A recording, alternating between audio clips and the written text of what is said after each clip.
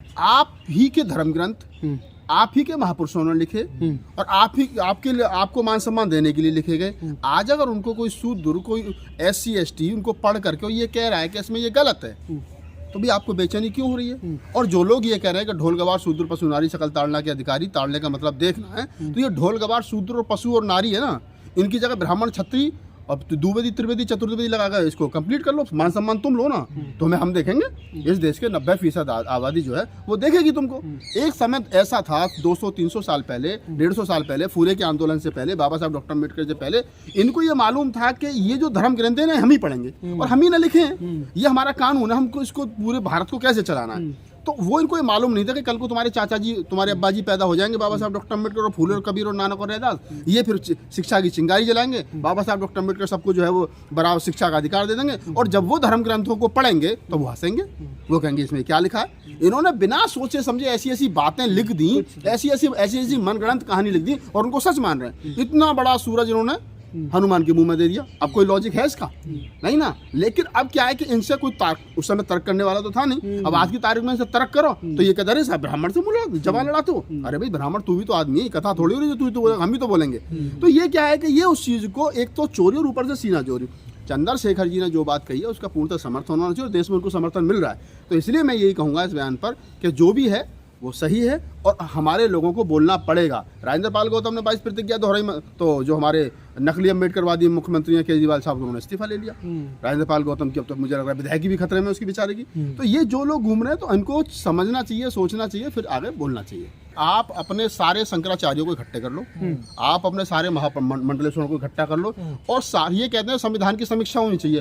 भाई संविधान की समीक्षा मत करो, धर्म ग्रंथों की समीक्षा कर लो। कई कह रहे हैं संशोधन करो इनमें। मैं कह रहा हूँ कि आप इन धर्म ग्रंथों की, चाहे वो आपका शिव पुराण है, चाहे और दूसरे हैं, मनुस्मृति है, चाहे रामायण है, चाहे गीता है, ये जितने हैं मैं सबकी समीक्षा कर लो और उस समीक्षा में 4 हमारे दलित प्रोफेसर्स को बुलाइए संस्कृत के को, 4 OBC प्रोफेसर्स को बुलाइए, 4 सवर्ण समाज के प्रोफेसर्स रखिए और बैठ करके समीक्षा करिए। जो मानव के हित में है उसको रखिए और जो नहीं है उसे हटाइए।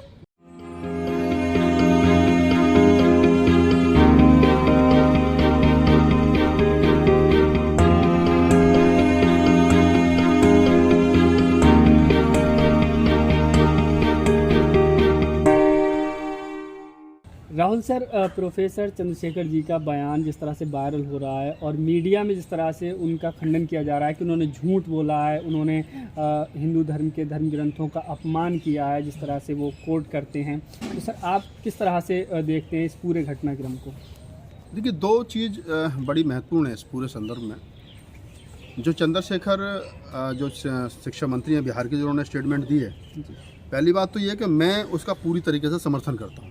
मेरा मत ये है कि जो उन्होंने कहा है, जितनी मुझे जानकारी है कि वो OBC समाज से आते हैं, यादव कम्युनिटी से आते हैं, तो OBC समाज जो है वो धीरे धीरे जाग रहा है, जो गहरी नींद में सोया हुआ था। तो पहली बात तो यह है कि मैं उनके इसका बयान का पूर्णतः समर्थन करता हूँ और मैं उनके लिए साधुवाद देता हूँ, उनके लिए धन्यवाद देता हूँ कि वो अपने बयान पर अडिग हैं। अभी तक उन्होंने ना तो माफ़ी मांगी और ना वो विचलित हुए और ना वो पीछे उन्होंने कदम हटाया। और सबसे बड़ी बात है कि अभी तक उनकी जो पार्टी है, जिस पार्टी के वो विधायक हैं और जिस सरकार में वो मिनिस्टर हैं, उनकी जो पार्टी है वो उनके साथ खड़ी है। तो ये हमको समझना चाहिए कि मैं जो पूर्ण थे उनका समर्थन करता हूँ और उनकी पार्टी का भी धन्यवाद करता हूँ कि उन्होंने अभी तक इस्तीफा नहीं मांगा। कल क्या होगा ये कल भविष्य के घर में बहुत सारी चीज़ें हैं।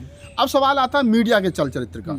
तो मेन स्ट्रीम मीडिया जो है या फिर और भी जो बहुत सारे पत्रकार हैं, मैंने देख रहा हूँ 2-3 दिन से चैनलों पर, कि जिस प्रकार से तिलमिलाहट है, जिस प्रकार से बौखलाहट है और जिस प्रकार से उनको लग रहा है कि पता नहीं कौन सा बम फूट गया है और कि साहब ये तो गलत है और ये तो ऐसा, ये तो वैसा हो गया, पता नहीं क्या हो गया। आप ही के धर्म ग्रंथ आप ही के महापुरुषों ने लिखे और आप ही आपके लिए आपको मान सम्मान देने के लिए लिखे गए। आज अगर उनको कोई शूद्र कोई SC ST उनको पढ़ करके ये कह रहा है कि इसमें ये गलत है तो भी आपको बेचैनी क्यों हो रही है? और जो लोग ये कह रहे हैं कि ढोल गवार शूद्र पशु नारी सकल ताड़ना के अधिकारी, ताड़ने का मतलब देखना है, तो ये ढोल गवार शूद्र और पशु और नारी है ना, इनकी जगह ब्राह्मण क्षत्रिय अब तो द्विवेदी त्रिवेदी चतुर्वेदी लगाकर इसको कंप्लीट कर लो, मान सम्मान तुम लो ना, तो हम देखेंगे। इस देश के 90% आबादी जो है वो देखेगी तुमको। तो ये बेवकूफ़ बनाने की बात कर रहे हैं। पहले इसको कहते हैं चोरी और सीना चोरी। आप एक तो गलत कर रहे हो और ऊपर से फिर बदतमीजी भी कर रहे हो। आप ये नहीं कर रहे, ये जितने मेन स्ट्रीम मीडिया पर जो कुकुर मुत्ते बैठे हैं और ये जो कह रहे हैं कि इस प्रकार से ये गलत है, या जो भी पत्रकार, ये पत्रकार नहीं है, ये दलाल हैं दरअसल। ये एक समुदाय विशेष की बात को आगे बढ़ाने का काम कर रहे हैं। तो ये जो भी लोग बैठे हैं इनको ये मालूम नहीं है कि तुमसे ज़्यादा पढ़े लिखे आज की तारीख में इस देश के अंदर SC ST OBC के लोग घूम रहे हैं। तुमने संस्कृत उतनी अच्छी नहीं पढ़ी होगी जितनी आजकल का दलित जो संस्कृत पढ़ा रहा है। हम दिल्ली विश्वविद्यालय में खड़े होकर के बात कर रहे हैं। इसी दिल्ली विश्वविद्यालय में वाल्मीकि समाज से आती है कौशल पवार, संस्कृत की प्रोफेसर है। आप उनसे पूछिए संस्कृत का क्या है और वो बताएंगे आपको। तो ये जो उन्होंने कॉपीराइट कर रखा है नहीं साहब हम ही पढ़ेंगे धर्म के। दरअसल बात क्या है, एक समय ऐसा था 200-300 साल पहले, 150 साल पहले, फूले के आंदोलन से पहले, बाबा साहब डॉक्टर अम्बेडकर से पहले, इनको ये मालूम था कि ये जो धर्म ग्रंथ है ना हम ही पढ़ेंगे और हम ही ना लिखे हैं। ये हमारा कानून है, हमको इसको पूरे भारत को कैसे चलाना है। तो वो इनको ये मालूम नहीं था कि कल को तुम्हारे चाचा जी, तुम्हारे अब्बा जी पैदा हो जाएंगे, बाबा साहब डॉक्टर अम्बेडकर और फूले और कबीर और नानक और रैदास, ये फिर शिक्षा की चिंगारी जलाएंगे। बाबा साहब डॉक्टर अम्बेडकर सबको जो है वो बराबर शिक्षा का अधिकार दे देंगे और जब वो धर्म ग्रंथों को पढ़ेंगे तो वो हंसेंगे, वो कहेंगे इसमें क्या लिखा है। इन्होंने बिना सोचे समझे ऐसी ऐसी बातें लिख दी, ऐसी मनगढ़ंत कहानी लिख दी और उनको सच मान रहे हैं। इतना बड़ा सूरज इन्होंने हनुमान के मुंह में दे दिया। अब कोई लॉजिक है इसका? नहीं ना। लेकिन अब क्या है कि इनसे कोई उस समय तर्क करने वाला तो था नहीं। अब आज की तारीख में इनसे तर्क करो तो ये कहते हैं साहब ब्राह्मण से बोलो जवान लड़ा तो। अरे भाई ब्राह्मण तू भी तो आदमी है, कथा थोड़ी हो रही है तू तो हम भी तो बोलेंगे। तो ये क्या है कि ये उस चीज को एक तो चोरी और ऊपर से सीना चोरी। चंद्रशेखर जी ने जो बात कही है उसका पूर्णतः समर्थन होना चाहिए और देश में उनको समर्थन मिल रहा है। तो इसलिए मैं यही कहूँगा इस बयान पर कि जो भी है वो सही है और हमारे लोगों को बोलना पड़ेगा। राजेंद्र पाल गौतम ने 22 प्रतिज्ञा दोहराई तो जो हमारे नकली अम्बेडकरवादी मुख्यमंत्री हैं केजरीवाल साहब उन्होंने इस्तीफा ले लिया। राजेंद्र पाल गौतम की अब तो मुझे लग रहा है विधायकी भी खतरे में उसकी बेचारे की। तो ये जो लोग घूम रहे हैं तो इनको समझना चाहिए, सोचना चाहिए, फिर आगे बोलना चाहिए। तो क्या जो इस्तीफा मांग रहे हैं इस्तीफा होगा जैसा आपने इनका बात? नहीं, मुझे तो नहीं लगता अगर इस्तीफा होता तो अब तक हो जाना चाहिए था। तो 4-5 दिन 6 दिन का मामला हो गया है, तो इस्तीफा अगर होता तो हो जाना चाहिए था अब तक। लेकिन मैं तो अभी भी कह रहा हूँ कि पार्टी को इस्तीफा नहीं देना चाहिए, पार्टियों को समझ लेना चाहिए। इस देश के अंदर चाहे JDU है, चाहे RJD है, चाहे सपा है, चाहे बसपा है, चाहे और तमाम जो SC ST OBC माइनॉरिटी की पार्टियां हैं, ये पार्टी के मुखिया या पार्टी के अध्यक्ष इस बात को समझ लें कि इनको कोई सवर्ण समाज का आदमी वोट देगा नहीं। जब सवर्ण समाज का आदमी आपको वोट देगा नहीं तो फिर सवर्ण समाज की लड़ाई क्यों लड़ रहे हो भैया? आपका फोकस इस देश के 85% 90% जो SC ST OBC माइनॉरिटी की आबादी उस पर होना चाहिए। जब उस पर है, जिनकी भावनाएं आहत हो रही है, जरा इनकी जातियां भी चेक कर लो। ये जो इस्तीफा मांग रहे हैं इनके सरनेम चेक कर लो, इनकी जातियां चेक कर लो, पता चल जाएगा। ये 90% जो लोग हैं, ये 90% वो लोग हैं जो कि सवर्ण समाज के लोग हैं, जो कि उन धर्म ग्रंथों से जिनको मान सम्मान मिल रहा है, जो धर्म स्थानों से जिनका पेट पल रहा है, तो उनको बेचैनी होगी। जब इस देश के अंदर फूलेवाद और अम्बेडकरवाद बढ़ेगा, यानी शिक्षा बढ़ेगी एक तरीके से। वो फूलेवाद और अम्बेडकरवाद का मतलब है शिक्षा बढ़ना। जब इस देश के अंदर फूलेवाद और अम्बेडकरवाद बढ़ेगा, जब लोग शिक्षित होंगे, तब वो सवाल खड़ा करेंगे और सवाल खड़ा करेंगे तो सवालों से भागते हैं लोग। ये सवालों का जवाब नहीं देते, बीच में बहुत सारी चीजें ले आएंगे। आप सवाल करोगे तो कुछ दूसरी चीज ले आते हैं। तो ये सच्चाई है कि चंद्रशेखर का जो बयान है वो आज के समय के हिसाब से, जब देश को हिंदू राष्ट्र बनाने का काम किया जा रहा हो, देश को एक विचारधारा में की तरफ ले जाने का काम किया जा रहा हो, उस दौर में चंद्रशेखर का बयान अपने आप में मायने रखता है। और इस देश के अंदर आप ये समझ लीजिए, अगर हिंदू राष्ट्र में अगर कोई रोड़ा है तो वो बाबा साहब डॉक्टर अम्बेडकर का विचार, जो बाबा साहब डॉक्टर अम्बेडकर की चाहे तो 22 प्रतिज्ञा हो, चाहे फूले का, चाहे पेरियार के 15 सवाल हो, वो जो है वो इनके हिंदू राष्ट्र में रोड़ा है। और जैसे जैसे लोग अम्बेडकर को, फूले को, कबीर को, पेरियार को पढ़ेंगे और समझेंगे, वैसे वैसे इनका हिंदू राष्ट्र का जो नकली वो है ना, जो शंख बजा रहे हैं, वो कांपने लगेगा। उनके पास कुछ है नहीं। तो क्या नींव हिल रही है इन चीजों? बिल्कुल नहीं हिल रही है। अगर आप देखिए, इन्हीं के रामायण की, इन्हीं के किसी धर्म ग्रंथ की एक चौपाई हमारा कोई इस देश का SC ST OBC भाई जो है, बहुजन समाज का नेता जो वो दोहरा देता है तो उनकी भावनाएं याद हो जाती हैं। अरे हम तो कह रहे हैं भाई, अगर आपको लगता है कि ढोल गवार शूद्र पशु नारी ये सही है, तो इसमें ढोल गवार शूद्र पशु नारी की जगह द्विवेदी, त्रिवेदी, चतुर्वेदी उपाध्याय जी लिखो। सम्मान लो ना, खूब सम्मान लो यार। और तुम्हारे सम्मान में भी कमी रही और भर भर का सम्मान लो। इस चौपाई में भी तुम मिलो सम्मान, हमें नहीं चाहिए तुम्हारे तुमसे सम्मान। लेकिन सर, जिस तरह से टेलीविजन में दिखाया जा रहा है, आपको देखकर कैसा लगता है कि मतलब बड़ी फूहड़ता की बहस की, मतलब कह रहे हैं कि झूठ बोल रहे हैं, गलत अर्थ निकाला हम ये कह रहे हैं कि गलत अर्थ निकाल ले तो सही तुम बता दो क्या। अगर ये गलत है तो सही क्या है, सही बताओ ना। उनको भी पता सही कुछ है नहीं, वो गलत को सही करने में लगे हुए हैं। मैं तो अभी देख रहा हूँ, मतलब ऐसी भावनाएं आहत हो रही है साहब, वो पूरा ब्राह्मणवाद बाहर आ गया सारे पत्रकारों का। ऐसा लग रहा पता नहीं इनके हाथ में तो कोई थाली छीन रहा है खाने की।